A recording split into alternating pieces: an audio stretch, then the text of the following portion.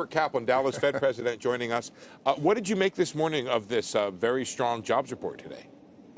Consistent with an economy that's, I think, growing at a solid rate. Maybe not as well as last year, but still solid rate of growth.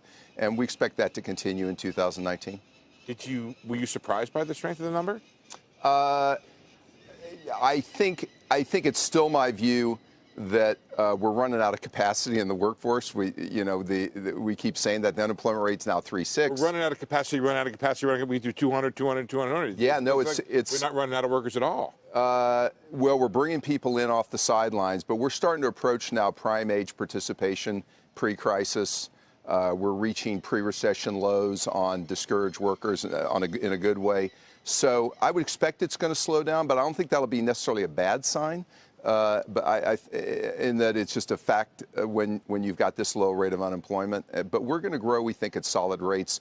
We would like to see ways to continue to grow the workforce, and we may have to start looking at other alternatives, and that may be transportation issues, child care, and yes, immigration, even though it's a sensitive issue. You don't get worried about inflation when the unemployment rate falls to 3.6%? So, the trim mean measure that we use at the Dallas Fed is hovering around 2%. So it's not quite as lagging. Hold on, because Jerome Powell made that famous on Wednesday, talking about the Dallas trim mean. And what you do is you get rid of all the noise on the top and the bottom, the outliers, and it's not just food or energy. It could be one thing one month, one thing another month. It tends to change month to month. I like that measure better, and I think it's a better indicator of underlying. That's been doing what exactly? It ended last year around 2. It slipped a little bit early this year, 1.8, 1.9. It's now around 2. And so the point is, it's not that we don't have any inflation, but the reason, though, and you've heard me say this before, inflation forces, I think, are going to continue to be muted, is technology-enabled disruption, and to some extent globalization.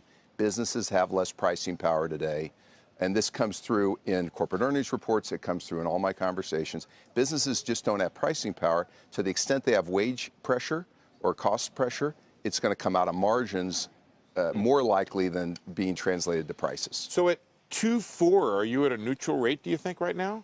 Are you still stimulating the economy with your balance sheet and with the funds rate? I mean, my own view, yeah, at the rate we are, 2.25, 2.5, we're in the neighborhood of neutral right now. And I think the sort of the performance of the economy reinforces to me we're in the neighborhood of neutral. How so? I think potential growth for the U.S. economy, let's say we get a little improvement in productivity. I still think it's around 2%.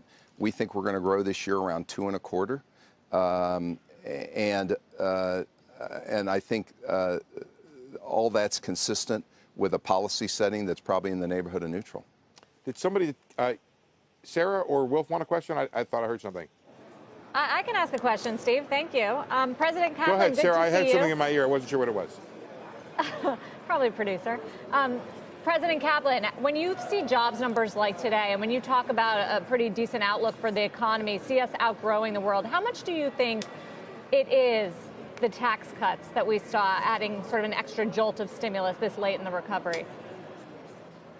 So our own view in our work at the Dallas Fed is there were 3 elements of the fiscal stimulus. One of them was an individual tax cut. One of them was a big spending bill. And then the third was corporate tax reform. And I would say at this point, we think those first 2 items are waning.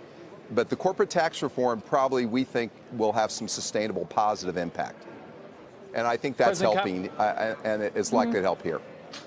President Kaplan, Sarah said it there in her question, the U.S. is outgrowing the rest of the world, the developed world at least. How concerned are you about a prolonged or further strengthening U.S. dollar and what that might do to growth prospects in the 18 months ahead or so?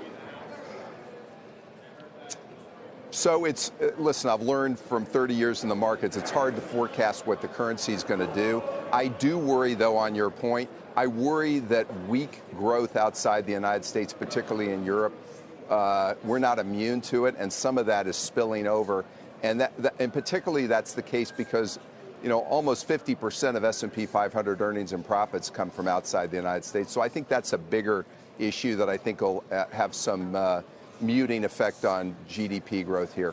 Let me follow up on Wilf's question. What other things concern you? Of corporate leverage inside the United States. It doesn't seem like at this conference, which I've been to now for about 5 or 6 years, there's a pressing issue on the table of something that must be done or addressed right now. So to me, the big issues are our workforce. It's still the case our workforce is aging and workforce growth is slowing. And we still think that's going to be an issue to deal with for the next number of years. We're getting a good bout of pulling people back into the workforce. We still got an aging issue. And also our skills of our labor force, math, science, and reading, are lagging.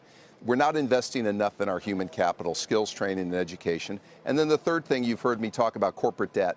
Corporate debt's at record levels. Triple B debt's tripled over the last 10 years. Leveraged loans have doubled. And I think in a downturn, if we slow more, that could be a bit of an amplifier to the slowdown. And so I think it's worth continuing to talk about that. President Kaplan, Vice President Mike Pence this morning on our air questioned whether or not the Fed ought to be following a dual mandate and said maybe it should just be following inflation. What do you make of that? Yeah, my own view, and I was a market participant for a long time and now been on the Fed close to 4 years. There are periods in our history where we're very glad we've got a dual mandate, where we worry about employment and inflation. There are periods where it seems like, because right now we're at near or past full employment, we worry a little bit more about inflation.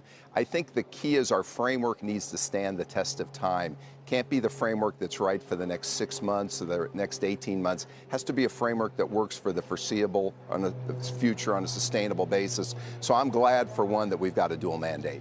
So Texas doesn't have its own district for nothing. It's a major, I mean, as a country, it would be a standalone country with a major economy.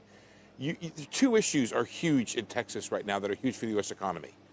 Immigration and trade, if I could put those as one, and oil and gas. Yeah. Is what's happening at the border now hurting the Texas economy? Is it helping the Texas economy? And the issue at the border, because it hasn't been that widely reported, the migrant issue is a very real issue. And I was just down at the border last week, and that we have a record number of migrants moving up from Central America. What Border Patrol is doing is diverting personnel to deal with that. And so a lot of the commercial traffic we're hearing from businesses is being impeded. So, for example, an average number of trucks across the El Paso border, our contacts tell us, is 3,000 a day commercially. It's down to 1,500. This is affecting logistics and supply chains, not just in Texas and the Southwest, but also in the Midwest. The issue is, does it go on? Right now, it's not gone on for long enough to have a material impact on Texas. But it could. It could, and it's something we're watching.